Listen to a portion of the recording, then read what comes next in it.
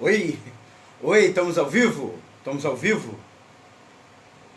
Olá, boa noite, estamos no ar com mais um Economia é Fácil, a versão estendida, o seu programa de economia da Web Rádio Censura Livre, www.clwebradio.com, www.clwebradio.com, é o Economia é Fácil. Eu sou Almir Cesar Filho e começo com vocês conversando sobre o principal tema econômico da semana, tentando decifrá-lo sobre uma perspectiva econômica por meio de uma linguagem dos trabalhadores com o viés dos trabalhadores. Não é à toa que a Web Rádio Censura Livre se propõe a ser a voz da classe trabalhadora.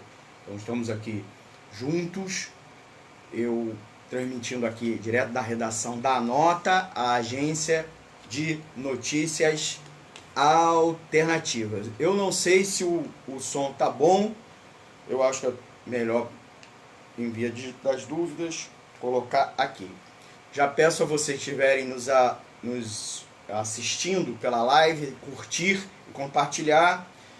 Live no Facebook, ao vivo, depois a gente sobe para o YouTube. Então, e quem não puder nos assistir agora ao vivo pelo WhatsApp, quem não puder nos ouvir pelo Facebook, você pode nos ouvir pelo nosso site radio.com ou pelos aplicativos, né? Aplicativo de rádio online como o Radiosnet, que é o mais conhecido, ou o nosso exclusivo. O tema do dia, eu já vou ao tema do dia, que é de Hong Kong, explica a onda de levantes populares no mundo.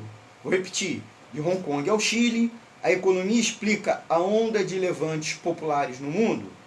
Então, nas últimas semanas, o mundo assistiu à escalada de uma onda de protestos indo de Hong Kong ao Chile, passando pela Catalunha, passando pelo Líbano, passando pelo Haiti, tivemos também no Egito. Nós estamos vivenciando uma verdadeira onda de protestos em todo o mundo, e incluindo os nossos vizinhos, Chile, Equador, protestos também no Peru, Bolívia agora, e alguns protestos também passaram algumas semanas recentes no Paraguai, e também toda o frenesi da eleição presidencial na Argentina, que tinha um quê também de levante.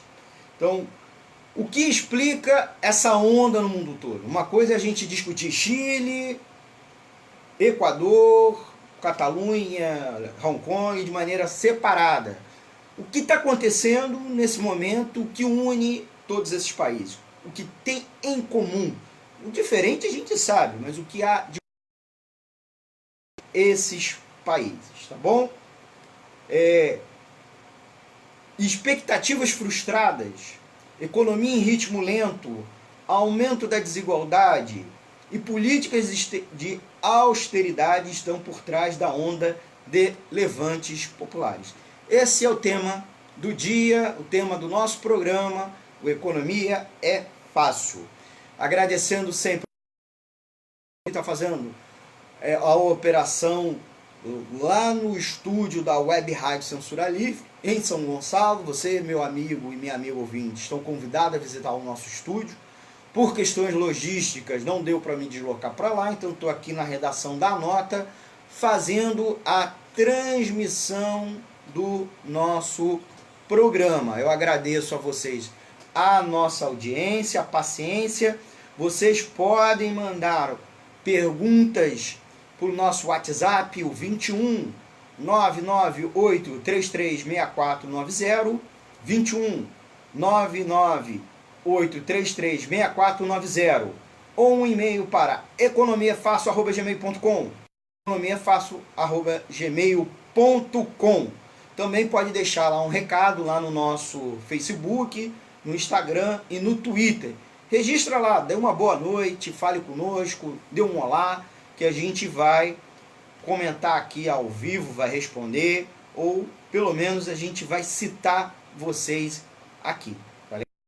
Então fica aqui o convite, né? Inclusive para dar aquela força, para fortalecer, porque aí a gente consegue contornar a barreira dos algoritmos do Facebook, que geralmente para quem paga, né? Para quem paga, quem tem muito web rádio, sem fins lucrativos, um projeto de trabalhador para trabalhador, e convidamos vocês a participar conosco, tirar suas dúvidas sobre economia, tá bom? Aqui numa linguagem que não é, e mais do que isso, não é uma perspectiva dos patrões, né? Dos banqueiros, trabalhador para trabalhador, tá beleza? Então vamos lá, né? Vocês, como eu já no programa, já fiz o que em imprensa a gente chama de cabeça, né?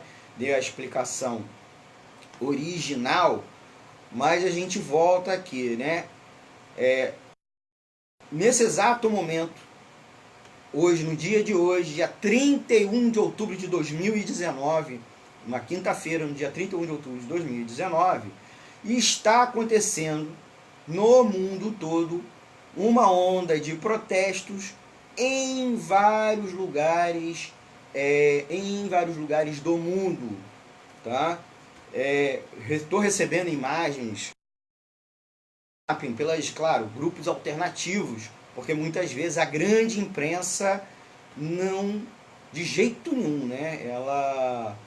Ela dá cobertura a esse tipo de protesto, né? Quando é apenas para criticar ou para apoiar quando ela, de certa maneira, esse protesto ataca um governo que a mídia é contra. Então, aí ela dá uma repercussão. Quando ela se enfrenta com um governo que a mídia esconde ou negativas vão pelo viés negativo. Mas nesse momento, no mundo, acontece uma onda de protestos em países que vão do Haiti, né, pedindo a renúncia, praticamente selando a renúncia do presidente do Haiti, a renúncia do primeiro-ministro do Líbano ontem. Nós temos aí uma onda de protestos em Hong Kong, que já dura mais de 2 meses, com greves gerais, com protestos de rua de grande magnitude. Catalunha, na Espanha também. E o que há por trás dessa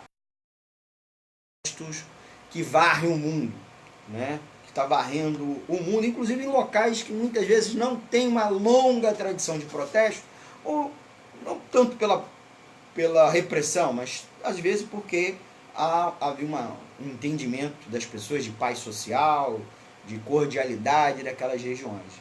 Mas nesse exato momento acontecendo vários protestos. O que é diferente entre eles, a gente sabe. Nós estamos falando de países na Ásia, Médio, Leste Asiático, América do Sul, Europa, América Central, Caribe, né? Manifestações em Honduras gigantescas, assim. A cidade não é grande, mas você vê o tamanho, né, nas imagens. Há algo em comum entre eles? Esse algo em comum é só político? Porque são países muito diferentes, com histórias políticas diferentes. Não, além disso, há algo em comum do ponto de vista econômico. Mas aí você se pergunta, poxa, são países com realidades muito distintas, são países ricos, como a Espanha, países que estavam vivenciando um longo período de prosperidade, como Hong Kong, países como Chile, que era tido como o oásis neoliberal aqui na América.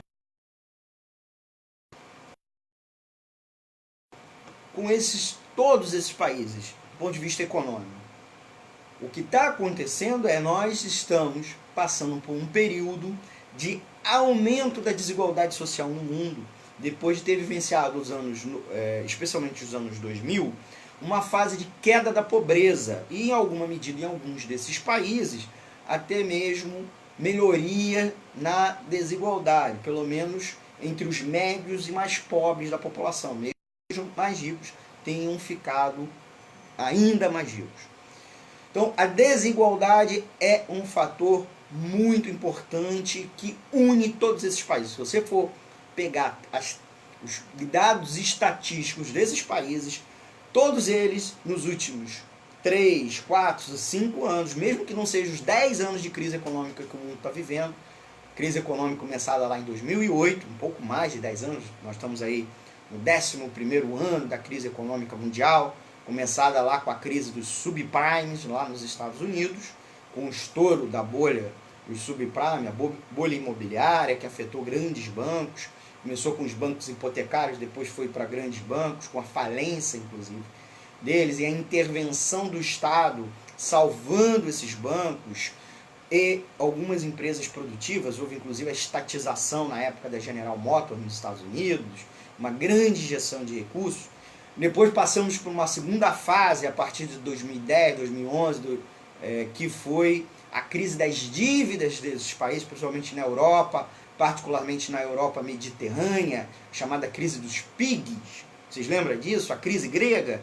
Né? Os PIGs é um acrônico que reúne a primeira letra de países da Europa, né? Portugal, Itália, Irlanda, Grécia e Espanha. Né? Principalmente deles o mais frágil era a Grécia, Portugal, né? E que quase arrastou junto consigo não só esses países, né? A Itália foi menos, mas inclusive quase arrastou a França e mesmo o Reino Unido, que tiveram problemas ali, salavancos, confusões nesse período, nessa data. Mas em diante, a Europa conseguiu seguir seu curso, apesar de ter ressurgindo várias tensões sociais muito profundas, inclusive as rivalidades entre minorias nacionais, né? Entre grupos, e também o ódio aos imigrantes. No meio desse caminho nós também vivenciamos a Primavera Árabe, nos países do norte da África, Oriente Médio, que foram verdadeiras revoluções, derrubaram vários daqueles governos.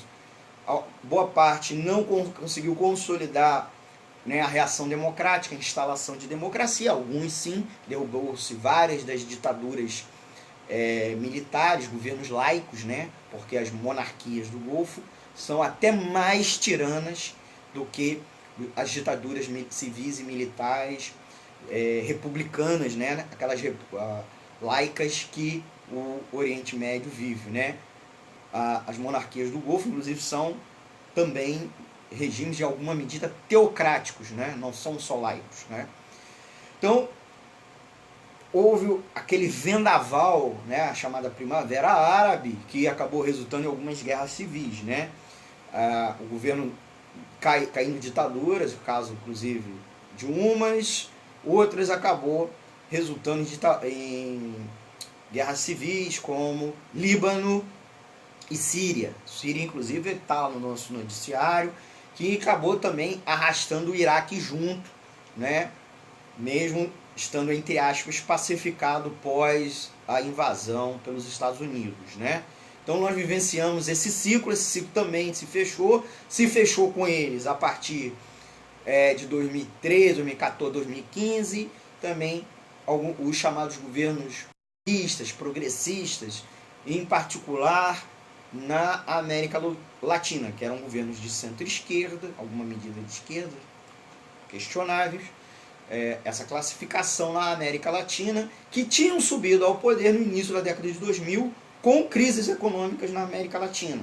A América Latina, especialmente no final dos anos 90 e início dos anos 2000, vivenciou profundas crises econômicas, na qual foi colocada em questionamento o chamado modelo neoliberal, com exceção do Chile.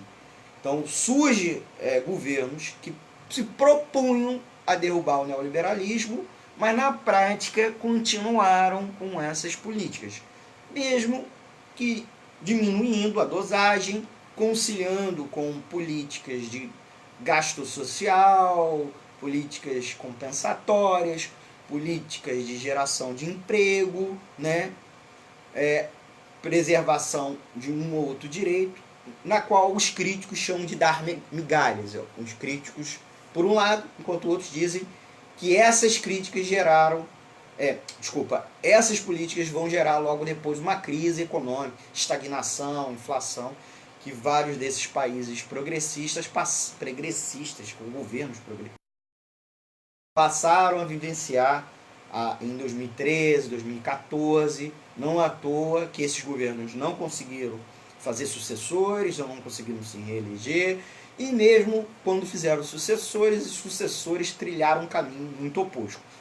Um exemplo é a própria Dilma, que acabou sendo reeleita em 2014, mas já ao começo do governo dela, ela dá um cavalo de pau na política econômica, né, passa a adotar uma política totalmente diferente e, de certa medida, essa política foi até muito aprofundada pelo seu sucessor Temer, né, Dilma cai, é derrubada por um impeachment, aí até uma controvérsia, foi golpe ou não, sofre um impeachment, mas é curioso que vários governos pelo mundo, especialmente governos de países emergentes, caem, inclusive de maneira por ruptura, não pela via eleitoral. Nós tivemos aí um processo de impeachment na Coreia do Sul, nós tivemos um processo de destituição do presidente na África do Sul, né? Tivemos uma queda eleitoral profunda na Índia, né? Com a ascensão de um governo nacionalista de direita, né? E a América do Sul acabou vivenciando aí um ciclo de Macri na Argentina, né, que foram passaram a aplicar medidas neoliberais com uma promessa de recuperação da economia, de combater a estagnação econômica, tá bom? Então nós passamos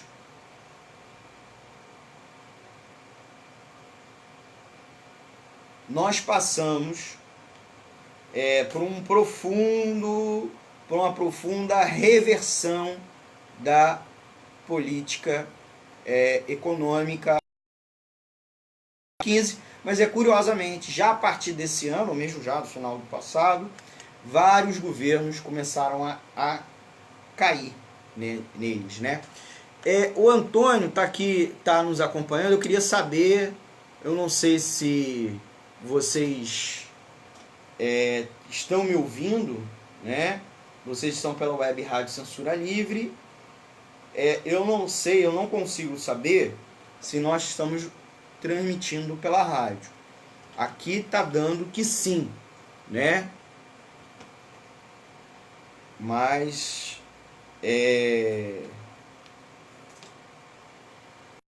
nós estamos aqui pela web Rádio Censura Livre, www.clwebradio.com. Você também pode nos ouvir pelos aplicativos de rádio online, como o Radiosnet, ou baixando o nosso lá na Play Store para aparelhos com sistema operacional Android. Aí você pode instalar no seu smartphone, no seu tablet, mas também na sua Smart TV.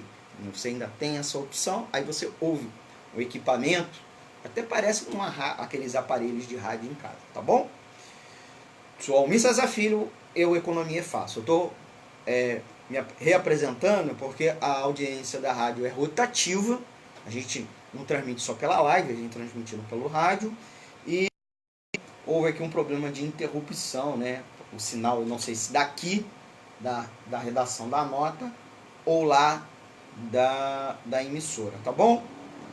Eu vou aproveitar essa interrupção para citar aqui já a presença de alguns ouvintes, né? O Davi da Silva comenta: a classe trabalhadora agradece a força do programa e da emissora. Pô, maneiro, muito obrigado aí. Na escuta, o Márcio Silveira da Silva, trabalhador dos Correios. Suzete Neves, a Thelma Cristina, também estão nos ouvindo. Francisco Sarrego, Iraci Santos, na escuta. Randall Fará.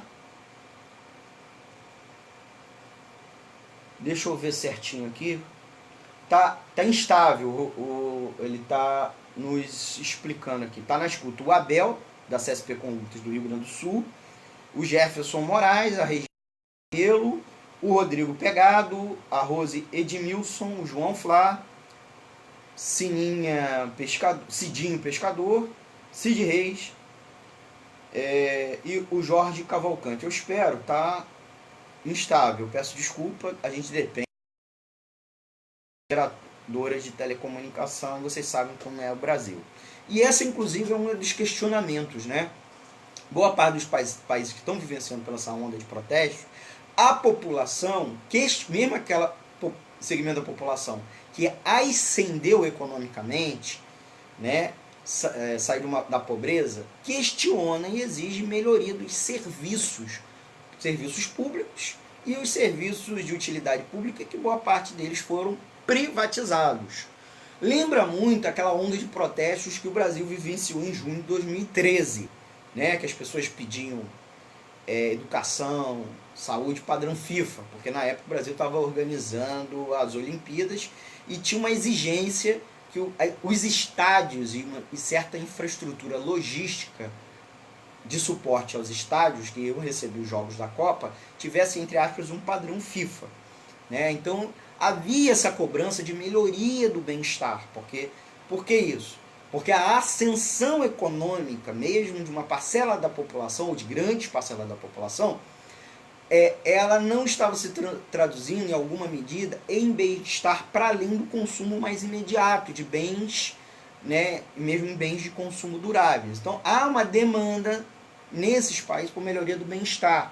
Então, quase todos eles têm essa cobrança, né? Inclusive no Chile, o serviço público chileno é todo privatizado, incluindo a Previdência Social, né? Lá, mesmo quando o serviço é estatal, ele cobra a taxa, então não é gratuito. Então, saúde e educação no Chile não é gratuito. Saúde, inclusive os hospitais mesmo estatais, eles exigem que as pessoas tenham planos de saúde, e não são baratos, tá? Além disso, a própria Previdência chilena, que outro dia eu ouvi de uma pessoa brasileira que foi morar lá no Chile, uma pessoa totalmente de direita, tá? E ela falou, olha, é o pior sistema de previdência do mundo, porque ele inclusive está morando já há 2 anos e passou a contribuir, porque a lei exige que o residente no Chile contribua, abre uma conta numa AFP. Então, há toda uma cobrança por melhoria dos serviços, inclusive dos serviços de transporte, foi o fator deflagrador dos protestos no Chile. E outra coisa, em boa parte desses protestos no mundo que estão acontecendo, os governos passaram a adotar políticas de austeridade econômica, que é corte do gasto público e aumento dos impostos, na busca, entre aspas, de equilíbrio das contas públicas, porque supostamente o das contas públicas permitiria confiança dos empresários para investir, permitiria redução das taxas de juros dos bancos para as empresas e o consumidor, e aí haveria aumento do consumo e do investimento, ou ampliaria recursos para que o governo fizesse investimento, embora isso não é o prioritário nessa conta, inclusive explícita que eles fazem. Então, por exemplo, no Equador, nós tivemos essa onda de protesto porque o governo resolveu cortar o subsídio do preço do combustível, então impactando inclusive na população, não só usuária de transporte, ou que compra combustível para usar no seu próprio carro, como também as pessoas que consomem gás de cozinha, querosene. Lá é um país que se utiliza muito querosene para alimentação, para cozinha, né? Para cozinhar alimentos, como também para iluminação. Fora que também acaba impactando no preço das tarifas elétricas, porque geração elétrica, em alguma medida, inclusive lá principalmente, é termoelétrica. Outra coisa, assim, muito similar do Líbano, o governo resolveu instituir um pacote de austeridade e, entre outras medidas, resolveu implementar uma série de novos impostos, inclusive um imposto sobre o WhatsApp. Isso mesmo. Cada chamada de WhatsApp teria uma incidência de um imposto, né? Então a população foi à rua, mesmo quando o governo disse, olha, tá bom, eu não vou botar esse imposto, as pessoas foram pressionar pela renúncia do primeiro-ministro. Então, há o elemento da austeridade, inclusive em Hong Kong mesmo, embora haja uma questão deflagradora, não tenha sido a austeridade ou a desigualdade, tenha sido uma questão de aumento da pressão política da República Popular da China sobre a região administrativa especial de Hong Kong, né, também há esse elemento, porque boa parte da população que foi para os protestos são os jovens e os estudantes, que passam por grande desemprego, por dificuldade de colocação profissional, porque eles pagam muitas as despesas em Hong Kong, o custo de vida é muito caro em Hong Kong, seja no transporte, seja na moradia, seja em vários serviços de utilidade pública. Então, a população vai sendo provocada, mesmo que a fagulha deflagradora, né, o estopim, a gota d'água, seja um outro fator político, geralmente não como o caso da Catalunha, que eu já vou entrar, as massas populares protestam e contra os governos e exige inclusive um pacote grande de medidas, não é só a derrubada daquela medida específica que o governo resolveu adotar a partir daquele momento. Eles querem mais coisas. Inclusive, hoje no Equador estão se exigindo mais coisas. E no Chile, não só a revogação do aumento da tarifa do metrô. Eles estão exigindo um pacote de medidas, inclusive mais do que o governo anunciou, porque o governo, inclusive, anunciou uma série de medidas, mas que, na verdade, eram medidas que já estavam em tramitação no Congresso, que o governo esse ou anterior já tinha sido anunciadas, mas ainda não tinham sido implementadas. Então, as pessoas querem mais coisas, né? Inclusive exigindo até mesmo a renúncia do presidente Sebastião Pinheiro. Falei da Catalunha, inclusive o contexto, explicando assim, dando um recorte exclusivamente político, né?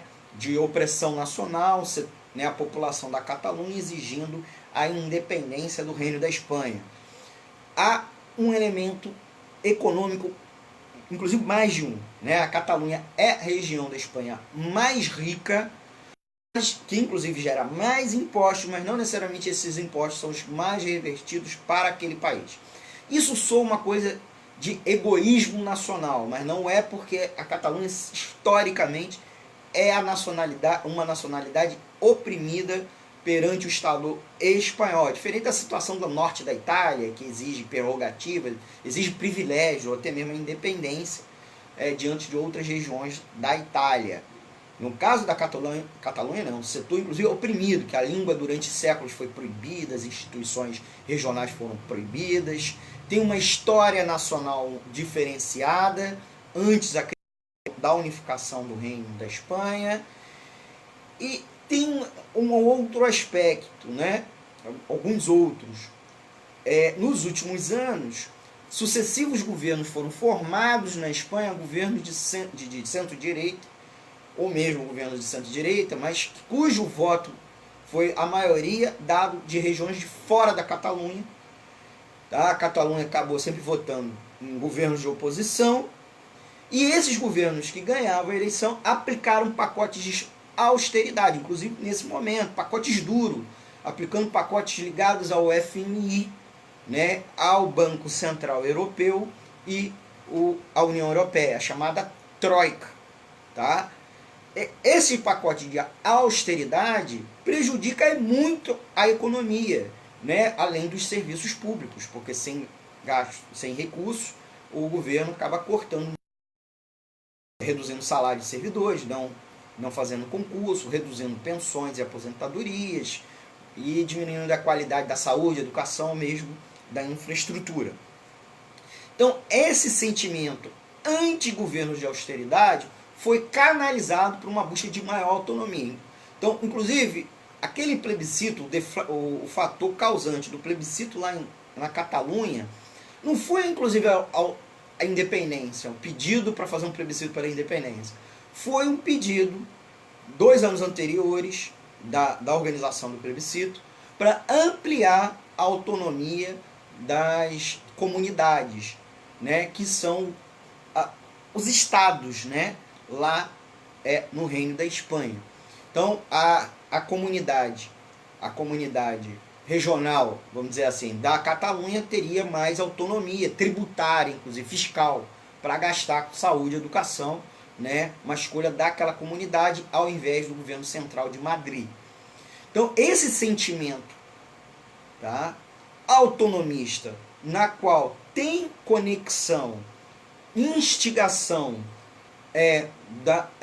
da questão da austeridade é muito também o que temos vivenciado lá na Escócia, o plebiscito na Escócia, que acabou perdendo. Lá foi um plebiscito que o governo central autorizou, diferentemente lá da Espanha. E semana passada, o partido do governo da Escócia, do governo autônomo da Escócia, aprovou no Congresso do partido a convocação de um novo plebiscito, especialmente vendo que o processo do Brexit, da saída do Reino Unido da União Europeia, está se consolidando. Então, a Escócia acha que tem direito porque foi traída, porque boa parte da pressão para se manter no Reino Unido era porque a saída da Escócia do Reino Unido significaria também a exclusão da Escócia automaticamente da União Europeia. Ela teria que pedir, e a União Europeia teria que aceitar ou não, seria uma opção da União Europeia, né, o reingresso da Escócia como Estado independente. Então, o elemento das autonomias nacionais, né, é um ingrediente da austeridade. Inclusive, lá na Ucrânia, quando teve a derrubada do governo ucraniano, que logo depois acabou culminando com a guerra civil, com a intervenção russa, inclusive com a anexação da Crimeia, também tem ingrediente de austeridade. Então, esse é uma questão que permeia todos esses governos, né? Esse ódio, né, na qual vai se materializar, às vezes não um ódio ao governo ou à classe política, às vezes é o ódio ao Estado central, né, com busca de autonomia ou mesmo um separatismo. De certa medida, com certeza, é uma parte do que motiva, né, que é o combustível dos protestos em Hong Kong. Mas vocês veem, nós estamos passando por um ciclo novo de protesto, que em alguma medida também nós vivenciamos antes, talvez com mais contundência, com mais radicalidade, né?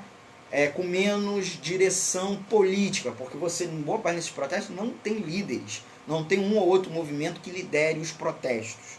Tá? Talvez uma exceção seja o Equador, na qual o CONAI e o Parlamento dos Povos passaram a ter um grande protagonismo, não necessariamente são o setor dirigente hegemônico, e menos reflexo eleitoral, talvez na Argentina, pela peculiaridade da agenda eleitoral. Esse ano era ano de eleição nacional, e aquilo acabou sendo canalizado, inclusive porque boa parte do movimento de massa argentino é liderado pelo peronismo, kirchnerismo. Mas nesses outros países não tem agenda eleitoral. E agenda eleitoral, sem agenda eleitoral, os protestos estão sendo direcionados à própria derrubada desse governo, ou pelo menos a derrubada da agenda desse governo, e mais, porque não é só a derrubada da agenda, né, do que eles estão propondo de lei, de austeridade, retirada de direitos sociais, mais além. E outra coisa, muitos desses países passaram por ondas de protesto meses antes, ou mesmo poucos anos antes, mesmo que em menor medida. O Chile, por exemplo, venceu uma onda de protestos esse ano contra a Previdência, pedindo uma reforma da Previdência, o fim do modelo chileno, que é o modelo que o Paulo Guedes, ministro da Economia do Brasil, quer aplicar aqui. Tá? Uma boa medida não foi totalmente implementada, mas a reforma da Previdência Nacional abre brechas para, em breve, se adotar o regime de capitalização. Mas todas as outras medidas foram iguais à do Chile, especialmente da Argentina, que passou por reforma da Previdência, mas que conseguiu aplicar toda uma agenda neoliberal, só que ao invés de recuperar a economia, a crise se aprofundou, a crise que, entre aspas, ele herdou do governo de Cristina Kirchner. Então, o Macri está entregando a economia ainda pior para seu sucessor, o Alberto Fernandes, cuja vice é a Cristina Kirchner. Então, e essa é uma situação latino-americana, porque, por exemplo, Lenin Moreno, apesar de ter sido apoiado pelo presidente Rafael Correa, que era da dita centro-esquerda progressista, ele passou a aplicar medidas, inclusive, ditadas pelo FMI. Tá? Peru a mesma coisa, houve uma queda do presidente no passado, lá se somou, além do ingrediente econômico, um ingrediente de combate à corrupção, que continua na crise que segue hoje no Peru, uma crise inclusive na qual o presidente dissolveu o Congresso e o Congresso decretou o impeachment do presidente. Então está um profundo impasse, uma onda de protestos, ou mesmo agora na Bolívia, que houve eleição, houve uma eleição tumultuada no primeiro turno, com a apuração mais tumultuada ainda, e há setores protestando, uns contra diretamente o Morales por fraude, e outros não, pela agenda econômica do Morales, que não é progressista, né, e a favor dos trabalhadores assim. Então, inclusive, tá uma onda esta semana de greve do pessoal, os mineradores, que semana que vem tem greve. Então há uma onda de protestos. Opa, a live deu uma interrompida, tá bom?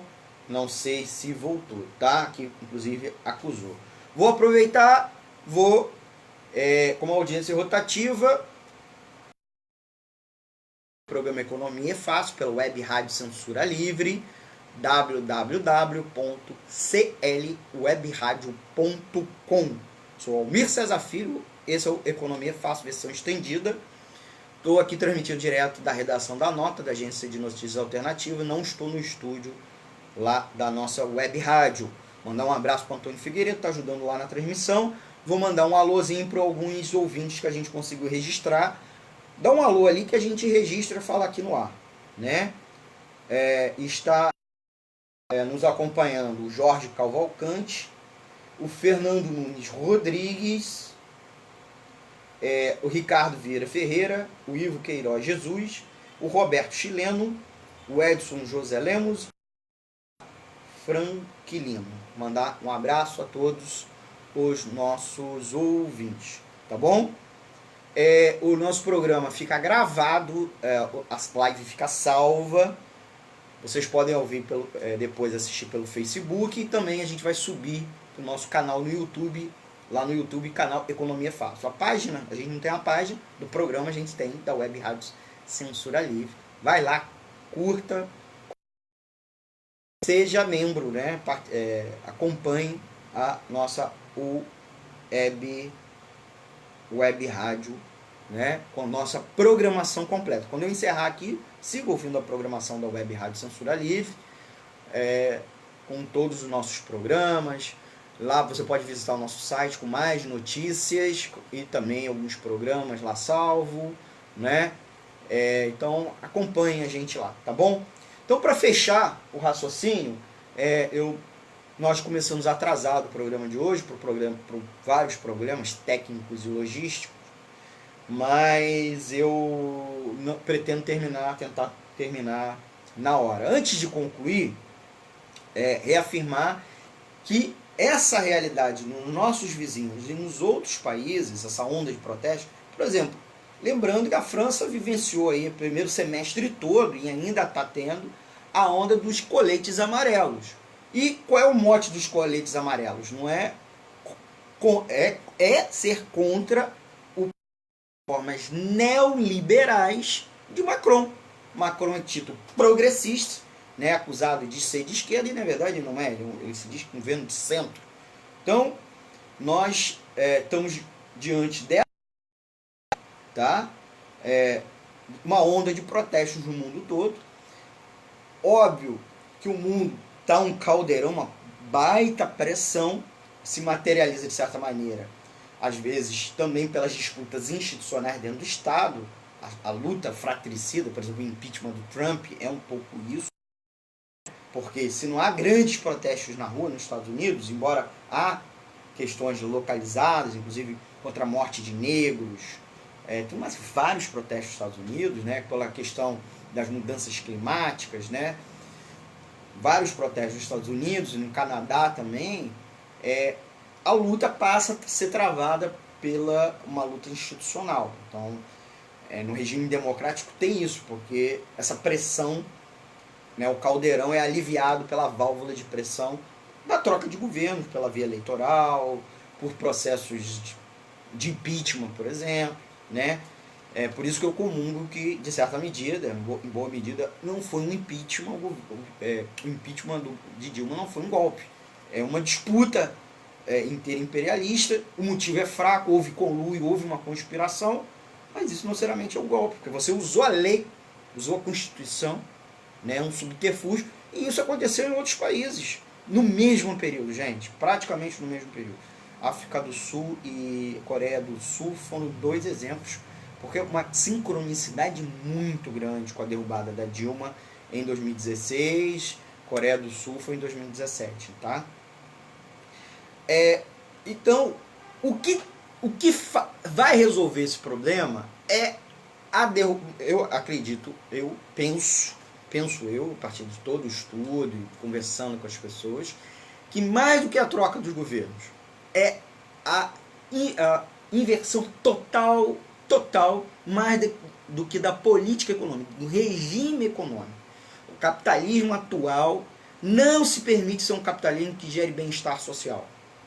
Então, ele exige que os governos apliquem um pacote duro de austeridade, mais ou menos, né, que garanta redução dos direitos dos trabalhadores, aumento da produtividade, um aumento brutal da medida dos trabalhadores, e com isso aumente o lucro dos empresários diante da instabilidade, diante da incerteza, diante da queda da taxa dos juros.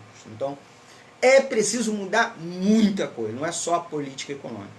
Não é trocar o governo, porque os governos ditos progressistas não são tão progressistas aí. Eles privatizam, fizeram reforma. Lula, por exemplo, fez a reforma da Previdência do setor público, a primeira reforma, fez várias mexidas na legislação trabalhista, nas questões de terceirização. Então não é isso, não é a troca de governo.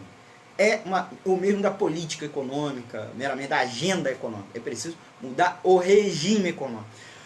Hoje, por exemplo, a Cristina Lagarde, que foi presidente do FMI muito tempo e agora é presidente do Banco Central Europeu, acabou de assumir a presidente do Banco Central Europeu, disse que os países mais centrais da União Europeia, da parte norte da União Europeia, que não passaram por grandes crises da dívida pública, inclusive porque fizeram ajustes fiscais antes, né, ou tinham mais margem, eles não aproveitaram essa folga orçamentária para investir em saúde, educação e estrutura. E o resultado é que todos esses estão passando por desaceleração das suas economias. Então, esse ano, por exemplo, vai ser quase nada, zero, e a possibilidade mesmo de recessão ano que vem. Né? E não só ela, Holanda, os países nórdicos. Então, se perder uma janela de oportunidade, que vai, com isso, gerar crise, mas não ajudou os outros países. Essa folga não permitiu ajuda, socorro aos países que passaram por crises das dívidas, né? Os PIGs, o conjunto dos outros países. Não há solidariedade orçamentária na União Europeia. A União Europeia tem, inclusive, uma moeda única, mas não tem um orçamento único. São tesourarias separadas. Por isso que a União Europeia não é um Estado nacional, né? Ou mesmo um Estado multinacional, plurinacional, um Estado. Não, ele é nem uma confederação, é uma união econômica, né? União monetária, uma comunidade, né? Uma área de mercado comum. Então, ela, totalmente uma figura que pode ser dita neoliberal, teve que dar esse diagnóstico. Olha, a União Europeia está passando por problema econômico, vai enfrentar ainda mais porque houve um profundo erro de diagnóstico. Lembrando que o FMI foi responsável, em muita medida, pelo ajuste draconiano em cima dos PIGs. A Espanha continua passando por crise, Grécia também, e Portugal rompeu um pouco a lógica e voltou a crescer, mesmo que não está isso tudo que está sendo falado, né? O chamado governo da geringonça portuguesa, não é isso tudo, mas mudou em grande medida a agenda. Não mudou tudo. Dá para dizer que ele segue vários itens da cartilha neoliberal, em alguma medida segue a própria cartilha, não se enfrenta com ela. Se diferencia, mas não rivaliza, não se contrapõe. Né? Então, essa é a situação do mundo. O resultado é cada vez mais aumento da desigualdade, raiva da população, tá? Que se enfrenta com os governos, especialmente no momento agora de muita desaceleração da economia mundial. Nós estamos passando, inclusive, com um cenário muito nítido, os dados econômicos, hoje porque a experiência permite, a partir do banco de dados, modelos econômicos, matemáticos melhores, que a gente consiga prever que nos próximos meses o mundo vai entrar por uma nova crise. Tá? Na verdade, o mundo não saiu desde 2008, mas nós vamos entrar numa fase dentro dessa crise, uma fase de queda ainda maior. Então, essa desaceleração econômica é percebida no mundo todo, inclusive nos Estados Unidos, e isso se reflete, inclusive, na aceitação da população ficar a favor do impeachment de Trump, né? Porque se a economia estivesse muito boa, haveria uma resistência a uma mudança da política, né, institucional, né, da política estrito senso, né, o mandatário do Estado o estadunidense, né, o Estado nacional. Então, essa tensão está aumentando o caldeirão e levando aos levantes populares. Não é à toa que a grande imprensa internacional, governos como jornais como New York Times, começa inclusive a questionar, olha, né, é necessário pensar a mudança na economia mundial. Embora comece o Partido Democrata americano fala em um novo New Deal, mas são coisas que você for até comparar o New Deal dos anos 30, que foi um mecanismo adotado lá nos Estados Unidos no final dos anos 30 para acabar com a Grande Depressão que os Estados Unidos estavam vivenciando, é muito pouco, é uma comparação muito injusta, né? Porque aqui essas propostas são muito frágeis, não se contrapõem à realidade econômica atual, de mudança, de transformação. E, de fato, nem o New Deal dá conta. A gente precisa transformar muito o sistema capitalista mundial para evitar uma grande crise mundial e, por fim, a grande crise mundial. Tá? E, com isso, reestabelecer, obviamente, a justiça social, por um lado, e a paz social. Né? Sem justiça social, não teremos paz social. Não é com a repressão, não é com porrada, não é com ditadura. Inclusive a experiência recente da Primavera Árabe, que aplicavam uma agenda de austeridade, porque aqueles governos, aquelas ditaduras que foram derrubadas, elas foram inclusive derrubadas, apesar de serem governos que lá tinham chegado ao poder nos anos 60, 70, ou menos nos anos 80, com um discurso nacionalista, eram governos privatizantes, governos que estavam fazendo a agenda neoliberal, inclusive o Muammar Gaddafi, tá? Quando acabou sendo derrubado. Então, aquilo fermentou a população e a revolta popular que levou à Primavera Árabe. E os governos que ascenderam subsequentemente, mesmo aqueles com forte repressão, não, como diz o ditado, sambando na manteiga. Porque, né, ou evoluíram para guerras civis, porque já se perdeu até a possibilidade a revolução acabou conduzindo para uma guerra civil. Tá bom, gente? Então, eu acho que eu não consegui apurar aqui nenhuma grande pergunta. A gente segue aqui no debate, no próximo programa. Convido vocês a seguir ouvindo Economia Fácil, outras oportunidades, toda quinta-feira às 8 horas da noite, tá bom? Toda quinta-feira às 8 horas da noite. E de segunda a sexta, com um boletimzinho junto ao programa Boletim Censura Livre, com meu amigo Antônio de Pádua Figueiredo, na qual durante 15, 20, 25 minutos a gente fala sobre a principal notícia econômica do noticiário do dia, tá bom? Então eu vou encerrar, queria registrar aqui os últimos ouvintes que a gente apurou aqui, para dar um abraço, um beijo. Um abraço para o Edson José Lima, para o José Marcos Araújo e para o Gustavo Gomes, o Luiz Geraldo Bayer e a professora Ana Cristina Dias, tá bom? Por fim, fazer, como sempre, aquela resenhazinha de livro, na verdade, mais que uma resenha, uma sugestão de leitura. Eu vou, inclusive, voltar a esse livro mais à frente, que é O Mito do Fracasso da Democracia. o vídeo está espelhado, eu peço desculpa, eu vou digitar aqui nos comentários, tá bom? Por que as instituições políticas são eficientes? Esse livro, de um americano, que não é de esquerda, uma tradição liberal, conservadora, ele prova, teoricamente, cientificamente, com dados tanto estatísticos, de psicometria, né, comportamento das pessoas, dados de eficiência alocativa, como a democracia, para prover serviços, prover bens e serviços para a população.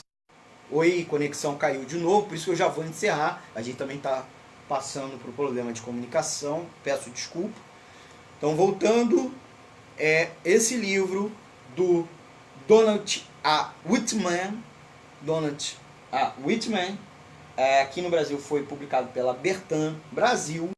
Eu comprei naquela livraria do Projeto Mais Leitura, na época eu comprei por R$2, não acho que esteja apenas por esse, que é um programa de livros baratos, subsidiados do governo do estado do Rio de Janeiro, tá bom? E é um livro muito bom, que justamente diz que o Estado, a democracia é tão ou mais eficiente e a democracia continua sendo mais importante. Inclusive, quanto mais profunda a democracia, mais radical, quando os cidadãos são mais iguais, a democracia é ainda mais eficiente. Então, se a democracia não está sendo eficiente, porque não há justiça social, né? Igualdade entre os cidadãos. Então, a democracia é eficiente. O neoliberalismo criou um mito que o Estado é incompetente, é ineficiente, mesmo a democracia. Então, que a democracia deveria ser substituída pelo mercado. Que o mercado é mais eficiente, né? Inclusive se passou a se defender privatizações, inclusive de serviços básicos, né? Nem serviços de utilidade pública e infraestrutura. Então esse livro prova com teoria, com ciência, tanto ciência política, ciência econômica, sociologia, com métodos estatísticos de econometria e psicometria, que a democracia é muito mais eficiente. Então, e eu não digo a democracia burguesa, a democracia liberal. Quanto mais radicalizada essa democracia, só que ele não se aprofunda nisso, né? Ele se engasga pelo meio do caminho. Quanto mais radical a democracia, mais a eficiência alocativa, quer dizer, em distribuir as coisas de maneira mais econômica, mais justa, etc. Tá bom? Então fica a nossa dica para hoje, né? Não basta mais nós não queremos mais mercado ou um mercado com regulação, né? Com gasto social. É isso, é uma transformação maior, tá bom? O Dirley, nosso amigo Dirley, deixou aqui um comentário. Eu não estou conseguindo ver aqui pelo laptop, eu estou vendo aqui pela câmera, porque passa aqui pela câmera. Acho que eu consegui aqui, ó. Almir, além do debate sobre a vigência dos efeitos da crise econômica de 2008, atualizando as teses de Lenin sobre o imperialismo, se analisa que o capitalismo em nível mundial vive um processo de recolonização onde países e regiões sofrem com exploração de potências estrangeiras e agem como verdadeiras metrópoles. Essa avaliação é válida? Em que aspectos ou exemplos podemos relacioná-la com a realidade atual? Para não aprofundar, porque eu estou encerrando a live, a gente fica para o próximo programa, vou casar isso no próximo programa, não necessariamente próximo, mas muito em breve, e agradecer aí o nosso amigo Dirley pela pergunta. Com certeza há um impacto, uma interferência. Por exemplo, a disputa entre as grandes potências está alimentando os conflitos. Não é à toa que se fala a todo momento que há uma conspiração russa, no caso dos protestos na Europa, que há uma conspiração dos Estados Unidos nos protestos em Hong Kong, né? Aqui na América Latina está se falando de conspiração russa, hacker, interferência. Nos Estados Unidos teve interferência na eleição russa. Então há o elemento da disputa. E uma outra questão, esses países, os países periféricos, os países emergentes, o grau de autonomia deles diante das crises econômicas, que às vezes surge até pequeno no país central, é muito menor. Então, o rebatimento, a rebordosa é muito grande. Mesmo que haja um delay, um atraso, quando vem forte. De certa maneira, muita gente está falando que a consequência, a crise econômica brasileira iniciada em 2015, é uma consequência, não dos erros, ou exclusivamente dos erros, da política econômica de Dilma, do segundo mandato, ou mesmo ao longo do primeiro mandato, mas desse rebatimento. Então, quanto menos grau de liberdade, né, as economias são desnacionalizadas, as empresas são estrangeiras. A gente tá, essa semana, o fechamento da GM, a Ford de São Bernardo do Campo. Então, as empresas estrangeiras resolvem fechar nos países periféricos, aumentando a pressão, não está dando lucro ali. E a gente viu durante muito tempo da crise econômica que vários das grandes multinacionais que estavam passando crise em suas matrizes estavam sendo sustentadas pelos lucros vindos da periferia. E eles não fazem investimentos, só captam lucro, né? E aí a consequência é quando vem crise ali, eles não compensam, eles não esperam, eles fazem investimento, eles fecham. Então, menor grau de liberdade econômica, nesse sentido de liberdade econômica, autonomia econômica da economia nacional, maior as consequências das crises. E uma outra coisa, o enfrentamento dos estados são maiores, né? Mesmo que a gente não esteja vendo guerras diretamente que os países as grandes potências estão fazendo entre elas, há um certo clima de guerra fria, mesmo atenuada, ou que está se manifestando inclusive nas interferências nas guerras civis, ou mesmo nas ondas de protesto, ou mesmo nas eleições. Por isso aquela acusação de interferência de um país no outro nos processos eleitorais. E o uso, inclusive, político, mesmo que não seja de fato uma interferência estrangeira, um setor acusa o outro de estar ligado a um conluio internacional. Então, há esse aspecto, né? É preciso voltar a discutir a questão internacional, da internacionalização da economia. Depois que a gente entrou na etapa da globalização, se falar globalização está dado ponto, e agora integra-se as economias. Mas a rivalidade dos estados nacionais, as contradições entre eles, a questão das autonomias ou não, continuam válidas, certo? E é preciso voltar, porque o mundo está cada vez mais interdependente. Por isso essa sincronia de protestos no mundo todo. Mesmo que um não esteja gerando o outro, e eu acho que em alguma medida, e afirmar que tenho quase certeza, eu estou me resguardando, eu penso que as pessoas estão fazendo pelo efeito espelho, mas em alguma medida mais que o efeito espelho, né? Seguindo o exemplo do outro, fizeram lá, vou fazer aqui também. Há a questão da sincronicidade. E a sincronicidade porque há um contexto em comum, tá bom? E esse contexto em comum é o que está levando os protestos. Beleza? Vou encerrar porque a gente são aqui no meu relógio 9h19. Um forte abraço a todas e todos. Agradeço pela audiência e pela paciência. Peço sempre um abraço. Peço também, além do pedido de abraço, para deixar aí nas redes sociais um abraço, um curtir legal, sua crítica também, sua sugestão. Aperta o botão do curtir e compartilhar. Você segue aí ouvindo a programação da Web Rádio Censura Livre, encerra-se a live, mas você pode ouvir lá pelo www.clwebradio.com, clwebradio.com, e também pelos aplicativos. A gente, como sempre, pede ajuda, contribuição financeira, né? Porque a nossa Web Rádio Censura Livre, para a gente se manter independente, nós não recebemos dinheiro de patrão, de partidos políticos, de empresários, banqueiros, diferentemente da grande imprensa. Então, faça sua doação. Doe qualquer quantia para Banco do Brasil, agência 6.666, conta corrente 5.602-2, tá legal? E a gente conta aí com o apoio de todos e todas que estão nos assistindo. Web Rádio Censura Livre, a voz da classe trabalhadora. Um forte abraço, muito obrigado Antônio de Pádua Figueiredo, que ajudou aí na transmissão, como sempre. Amanhã convido vocês a ouvir o Boletim Censura Livre a partir das 8 horas da manhã. Eu devo entrar entre 8h30 e 8h45, lá no segundo bloco do programa, a segunda meia hora do programa. Forte abraço e um beijo. Tchau, tchau. Concluindo a nossa live.